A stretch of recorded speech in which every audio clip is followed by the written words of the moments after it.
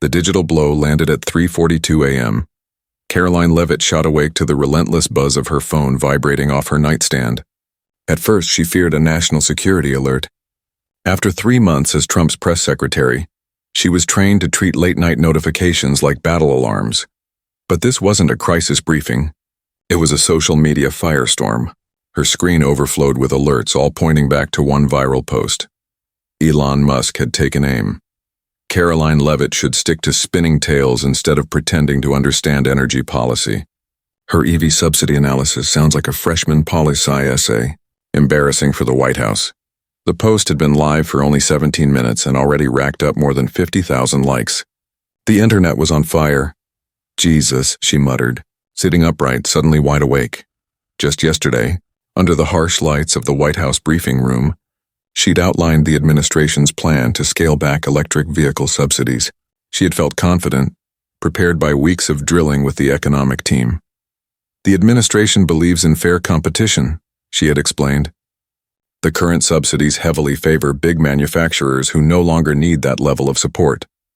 Restructuring these incentives gives new American companies a chance to compete on level ground. It seemed reasonable, but now she was being mocked.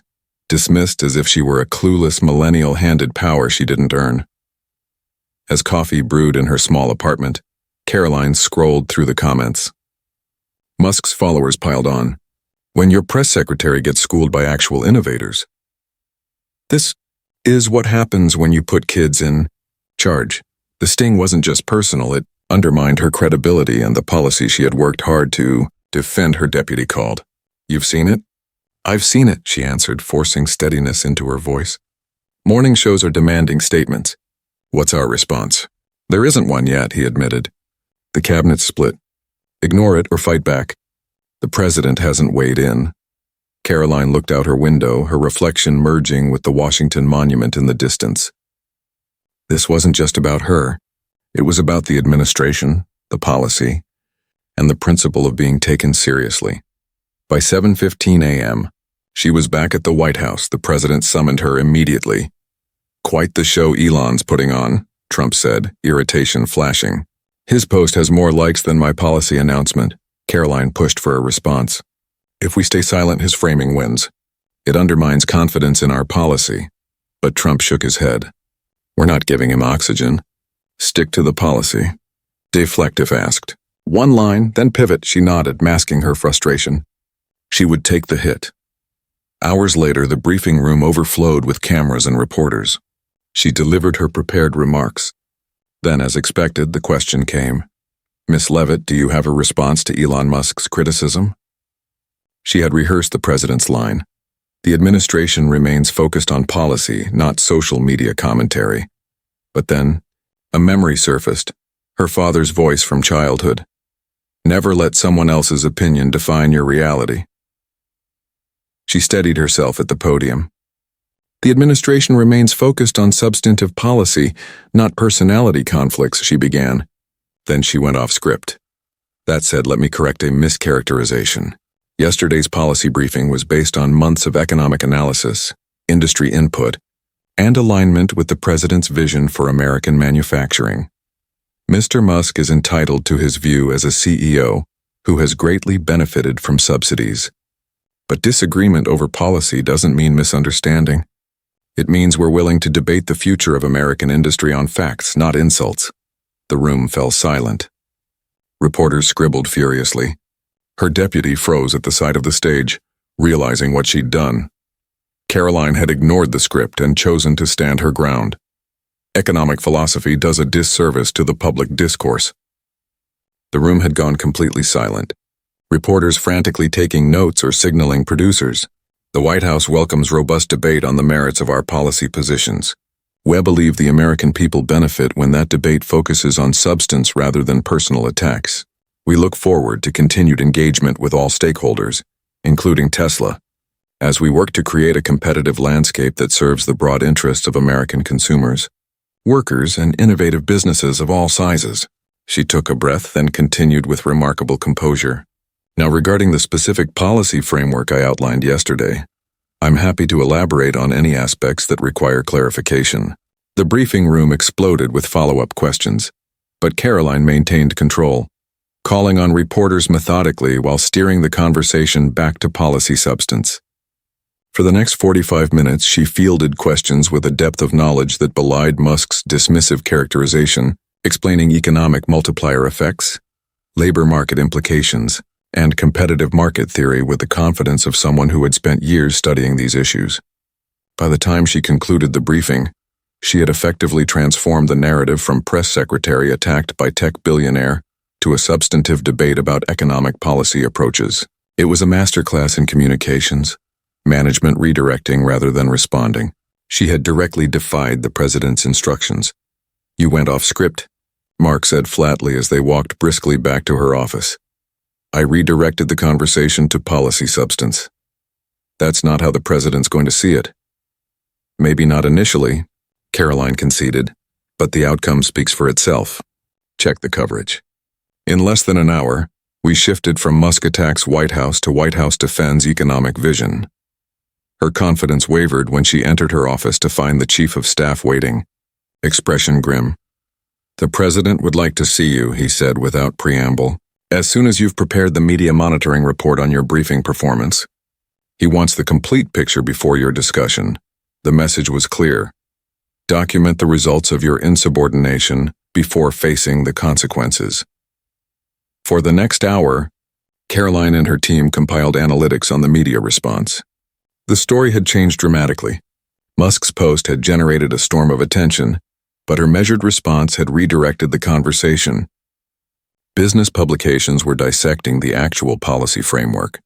Several analysts endorsed the administration's approach. Even Musk's allies in the tech press acknowledged her substance. And most critically, 3 senators who had wavered on the economic package now voiced support. Armed with data, she headed for the Oval Office, unsure if results would outweigh her disobedience. Trump was alone, standing at the window overlooking the rose garden. He didn't turn when she entered.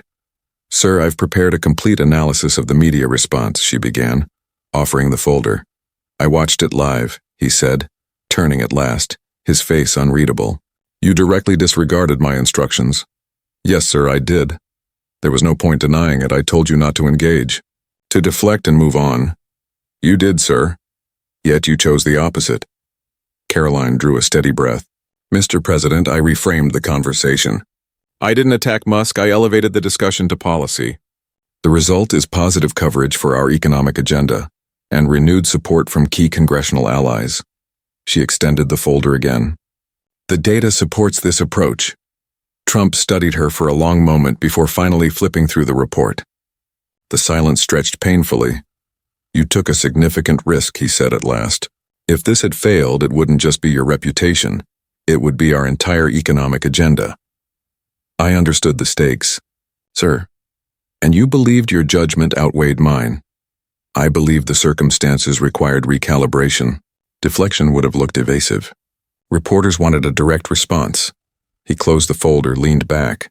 "You're very good at this. The political explanation that sidesteps the charge of insubordination. I made a judgment call.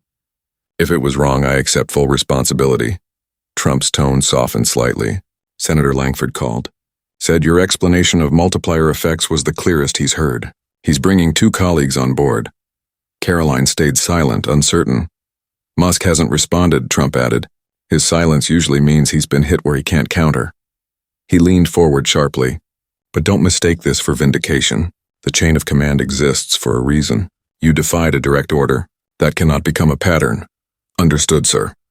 A faint smile touched his face. "That said, it was effectively executed. Sometimes I forget you built your reputation on crisis communications before coming here." The tension eased slightly. Not forgiveness, but acknowledgement. "We have a bigger issue," Trump continued. "Musk is an ally we need for manufacturing initiatives. This public rift doesn't help. I need you to find a path to de-escalation without appearing to retreat." "I have some ideas, sir. I'm sure you do." "Meet with the economic team this afternoon. Proposals on my desk by morning." "Yes, sir." As she turned to leave, Trump called after her. "And Caroline, next time you think my instructions need recalibration, discuss it with me first. Your insights have value, but unity of message is essential." "Understood, Mr. President." By afternoon, Caroline's response had taken on a life of its own. A trending hashtag was sparking thousands of professional women to share stories of being dismissed or underestimated. What began as a personal attack had become a national conversation about respect, expertise, and gender dynamics. Economic experts were now debating the EV policy's merits. Journalists noted the subsidy structure favored established manufacturers, while Tesla's competitors openly supported the administration's reforms. Inside policy meetings, Caroline noticed a shift. Senior advisors who once saw her as just a messenger now sought her direct input. "Your framing landed with investors," one deputy said. "Markets are responding across the entire EV sector." By evening, Caroline had drafted a detailed proposal outlining pathways to re-engage Tesla without compromising policy. Then came the call. The Washington Post wanted an exclusive. Not a political gossip piece, an economic analysis. A chance to cement substance over spectacle. Later, as night fell, she received a text from her father. "Saw your briefing. Stood your ground. Proud of you, kiddo." She barely had time to respond before a new alert came through.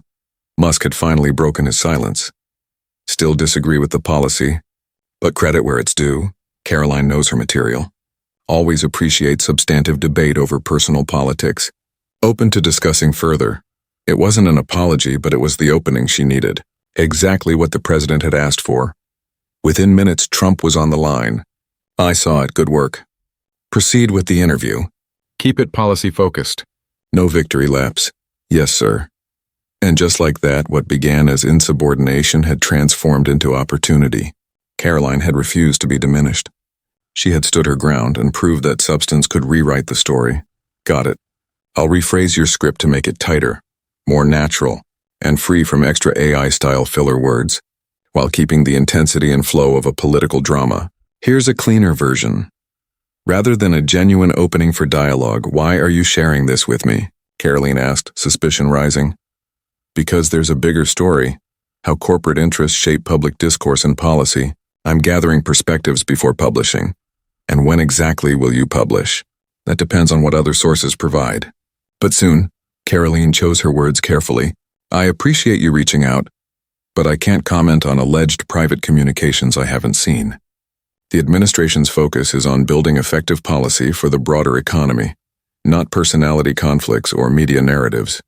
So no response to Musk possibly misleading the public about cooperation? The administration takes communications at face value.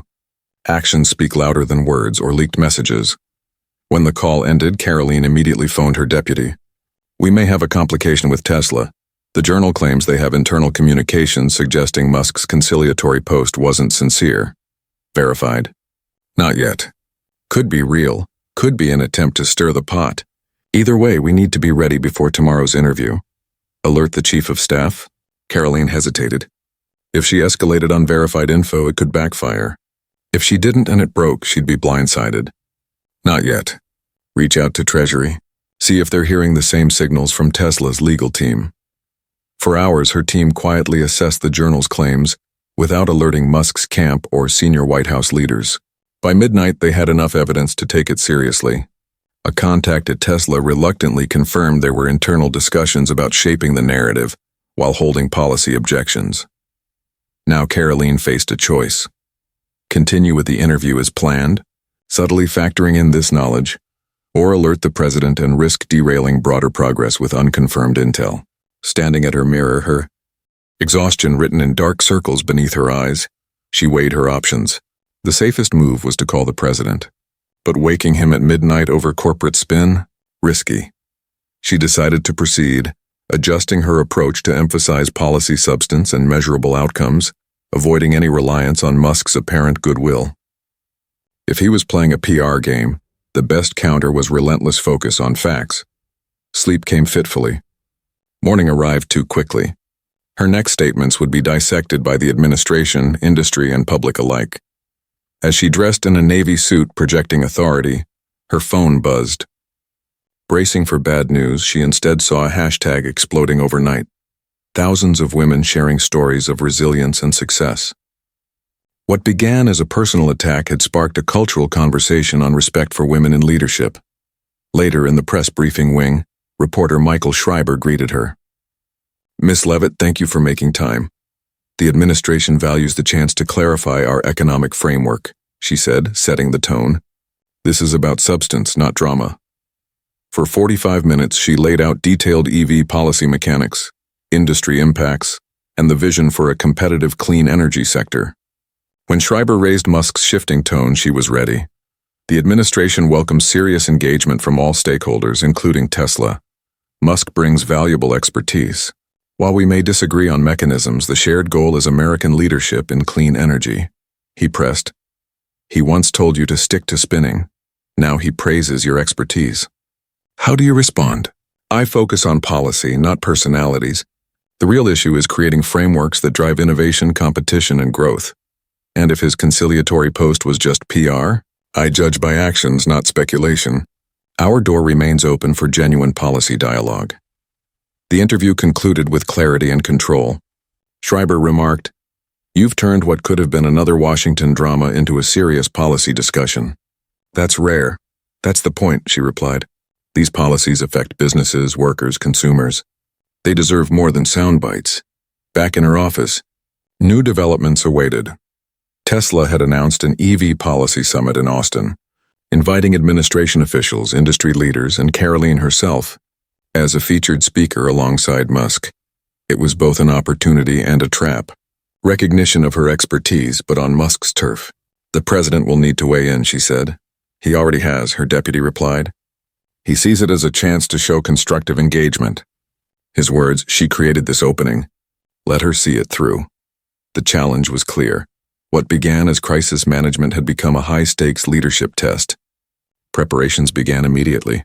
Policy briefings, industry analyses, media training for direct debate. Dr. Helena Reeves from the Council of Economic Advisors requested a meeting, bringing fresh data on EV competition. Reeves treated her not as a spokesperson but as a peer, arming her with economic evidence to counter Musk's likely arguments. "You've turned an attempted dismissal into a substantive policy debate," Reeves told her. Caroline wasn't convinced. "The summit might still be a trap." "Of course it is," Reeves replied with a smile. "But the fact that he's shifting tactics means your response worked. He's recalibrating." That evening, a draft article from Schreiber landed in her inbox. From stick to spinning to policy partner. How a White House spokesperson transformed a Twitter attack into an economic debate. The piece reframed her not as a victim but as a strategist. Even Musk, in a new statement, acknowledged her depth of understanding and the value of serious engagement. In less than 48 hours, the narrative had flipped. Whether it was genuine respect or another calculated move remained uncertain, but one thing was clear. The stakes had just risen. Committees are now requesting briefings on the EV framework after your performance yesterday. What began as a Twitter spat has turned into a full policy moment. Caroline was stunned. Which committees? Finance, energy, and transportation, all demanding the detailed analysis behind the proposal. She had unintentionally become more than a spokesperson. She was now seen as the face of the policy itself. The weight of that shift wasn't lost on her, no longer just the press secretary. She was stepping into policy advocacy, a path full of opportunity but also political risk. Her mentor's advice echoed in her mind. When they move you from messenger to message maker, make sure your authority is clear. The fastest way to end a career in Washington is to be seen as overstepping. The reminder stung, especially after her earlier clash with the president. Winning the immediate fight didn't guarantee stability in her long-term role. "I appreciate the perspective," Caroline said, "and the warning about the committee requests." "Just looking out for you," her mentor replied. "You're in the big leagues now. The rules get sharper and the stakes get higher." After hanging up, Caroline sat in silence, realizing how quickly her situation had escalated. What started as a personal attack had turned into a serious policy debate that could reshape both her position and her reputation. The hashtag mocking her continued trending, but it had taken on a life of its own. Influential women in politics, business, and academia had joined the conversation, turning it into a broader dialogue about expertise, respect, and gender dynamics. Musk's attempt to diminish her had backfired. That evening, a text from the Chief of Staff arrived, Oval Office, 7:00 p.m., bring summit prep strategy. This was her chance to ensure her approach aligned with the president's expectations. and avoid the missteps of their earlier clash. When she arrived, she expected a small check-in. Instead, the room was filled with the president, his chief of staff, the Treasury Secretary, the Commerce Secretary, and Dr. Reeves from the Council of Economic Advisors. Caroline, the president, greeted her. "We've been discussing the Tesla summit and your role in presenting the administration's economic agenda." Dr. Reeves spoke up. She picked up today's complex modeling quickly, asking questions even my PhD economists sometimes miss. Caroline met the president's eyes. "I believe you can't communicate effectively about something you don't fully understand." Trump nodded, then motioned for her to sit among the top economic leadership. The Treasury Secretary raised concerns. Tesla is likely to frame selective market data as proof the current subsidy structure is best for innovation. "We've developed counterpoints based on broader analysis. My plan," Caroline said, "is to expand the frame beyond Tesla's position, highlighting sector-wide innovation and competitive dynamics." "Good," Trump replied. "This isn't just about EV subsidies anymore. It's about whether we support incumbents or open the market for new competitors." The Commerce Secretary added, "Industry groups are taking positions, committees want briefings, and analysts are dissecting the framework. What began as an attack has become a national dialogue on our terms." The president studied her carefully. "You've become more than a spokesperson. You're being seen as one of the policy's architects. That's a major shift." Her mentor's warning echoed again. She answered cautiously, "Mr. President, my primary role remains communications. If my approach is creating confusion, I'll adjust." Trump exchanged a glance with the Chief of Staff. "Actually, we're considering formalizing your expanded role. For this summit, you'll serve as a special policy liaison. The Treasury and Commerce teams hold development authority, but you'll have negotiating power within agreed parameters.